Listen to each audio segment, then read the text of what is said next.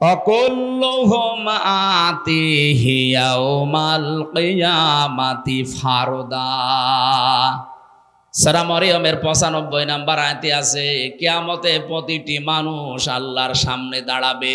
কয়জন করে? বলেন বলেন। স্রেফ একা, কেউ থাকবেন আপনার সাথে? আপনি নিজে নিজে ভাবেন তো, আপনি দাঁড়িয়ে আছেন মহান আল্লাহর সামনে স্রেফ একা।